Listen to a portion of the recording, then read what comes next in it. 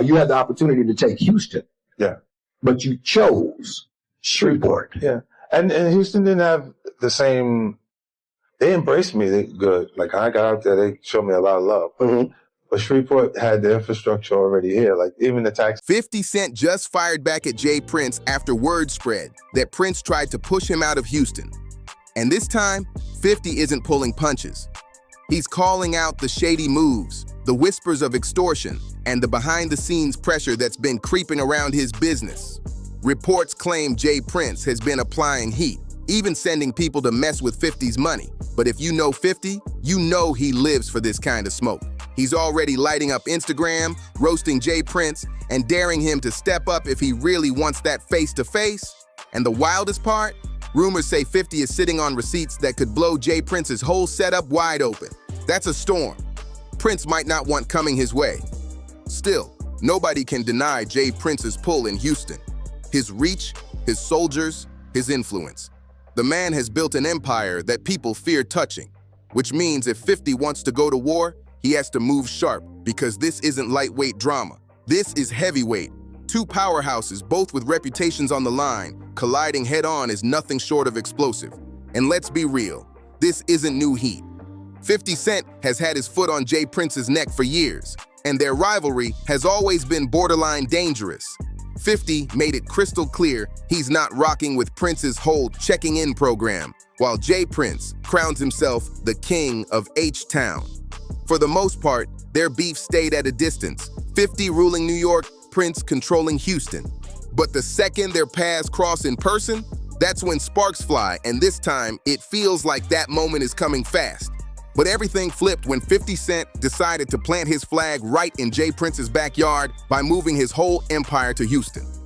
He didn't just buy a house there, he shifted his entire operation straight into Prince's territory. He first revealed the move with a slick tweet. "I love New York, but I live in Houston now. I'll explain later."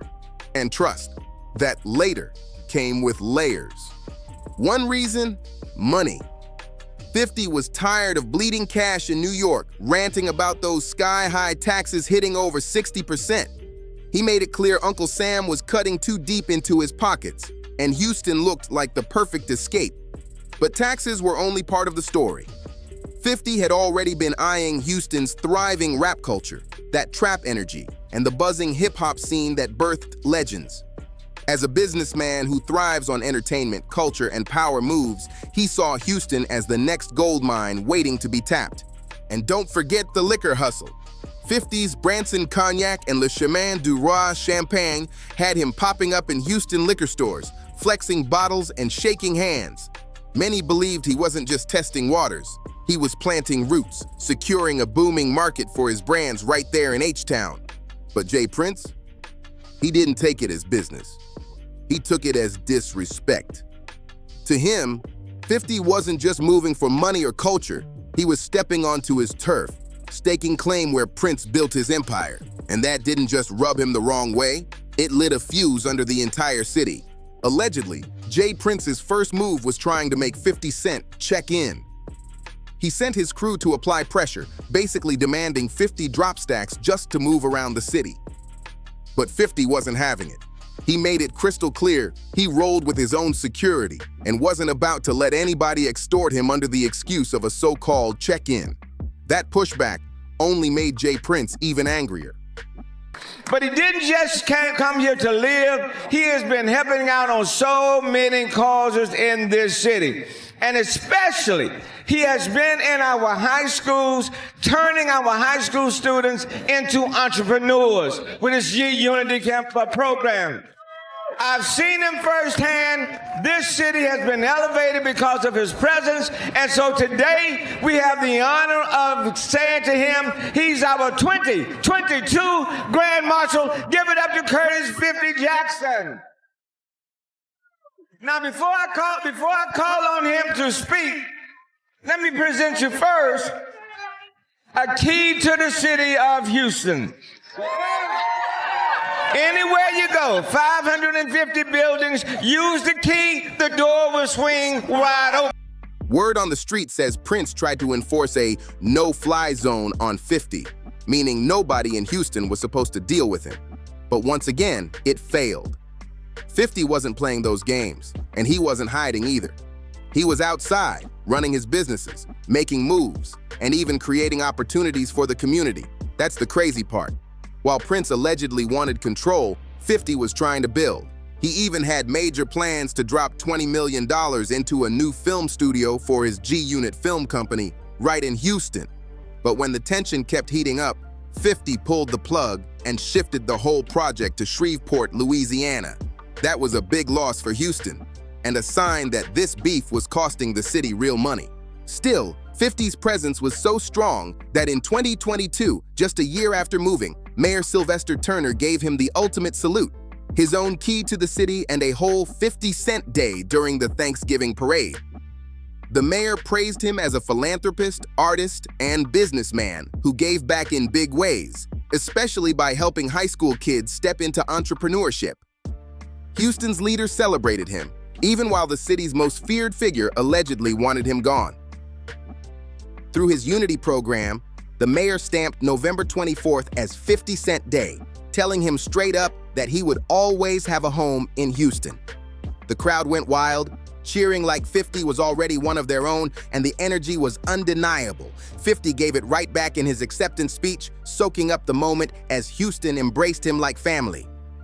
But while 50 was getting flowers in front of the whole city, word is J Prince was somewhere grinding his teeth, maybe even putting holes in the wall.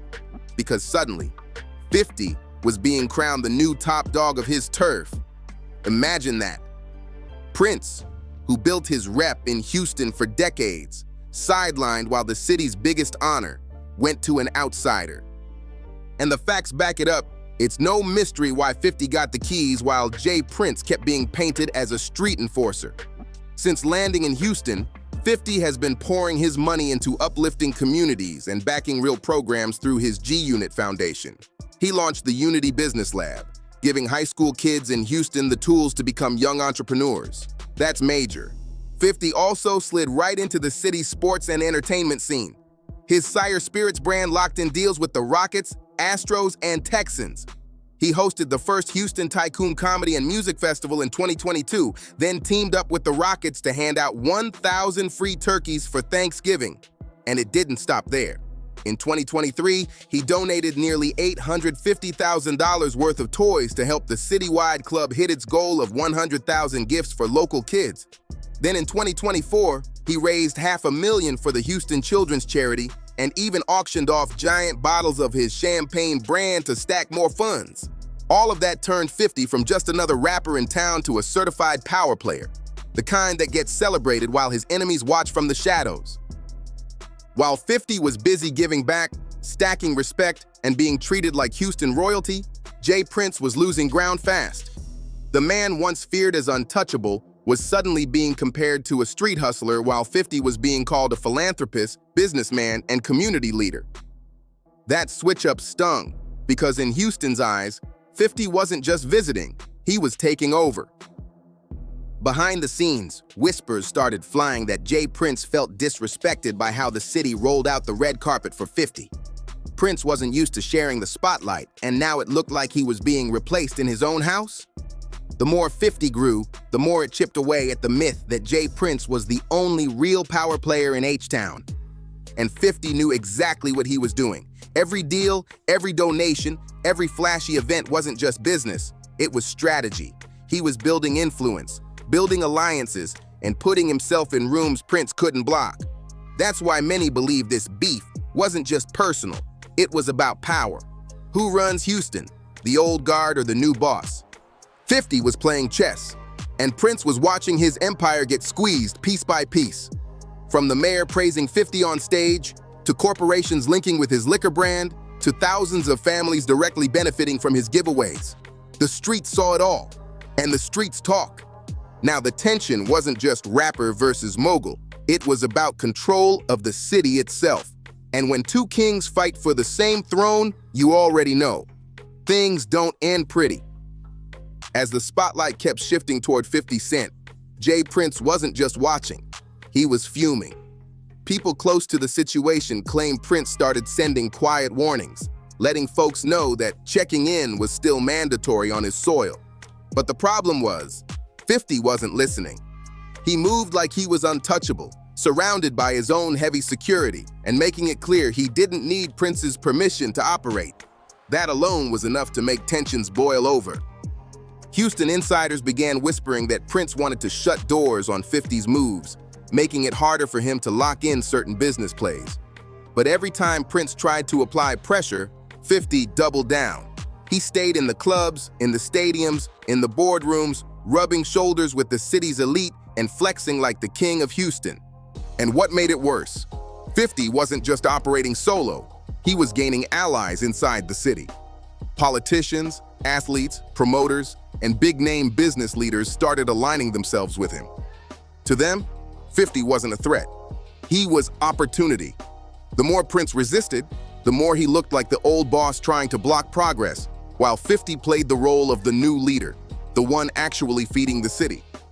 That shift created a dangerous narrative. J Prince, the gatekeeper of Houston, versus 50 Cent, the outsider who refused to bow down. And when two men with egos, that big clash over respect, power, and money, the streets don't just watch, they pick sides. And once the streets pick sides, things can get real ugly, real fast. By this point, the whispers weren't just whispers anymore. The streets were buzzing about possible face-to-face run-ins between 50 Cent and J Prince. Word was spreading that Houston wasn't big enough for both of them, and sooner or later, they were bound to cross paths. And when they did, everyone expected sparks to fly. Rumors claimed there were a few near misses already, nights when 50 rolled into a spot, and Prince's people were either pulling up or already inside. But instead of backing out, 50 made sure to show he wasn't scared. He'd post on Instagram, laughing it off, letting the world know he wasn't ducking anybody. That move alone sent shockwaves through the city, because nobody had ever challenged J Prince so openly before. Meanwhile, Prince's camp allegedly let it be known that disrespect wouldn't slide forever. Behind closed doors, the talk wasn't about business anymore. It was about principle. God darn it, 50 Cent, get out here. Come on. You are. Woo! If I was your best friend, I want you around. I know all the time I've spent with him, we've had some great times. He even tried to tell me some things one night. I gotta hang out with the people that can buy this stuff from me.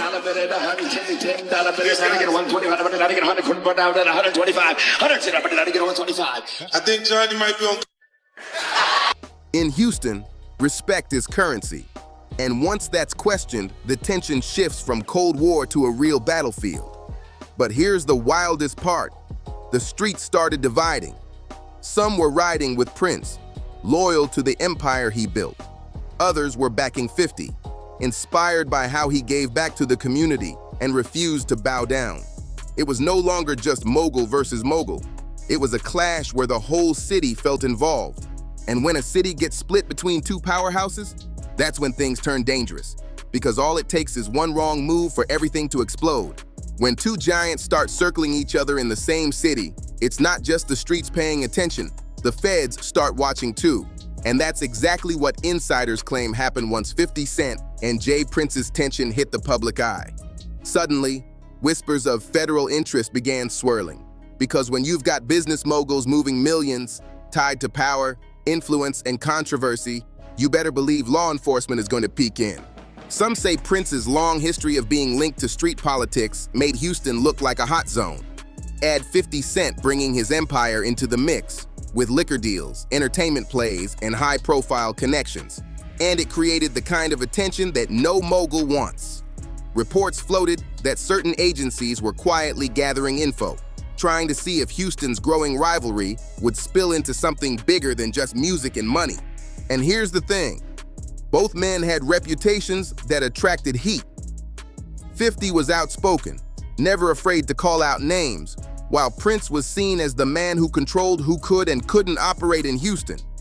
That dynamic alone made it look less like simple business competition and more like a battle for dominance, a battle law enforcement couldn't ignore.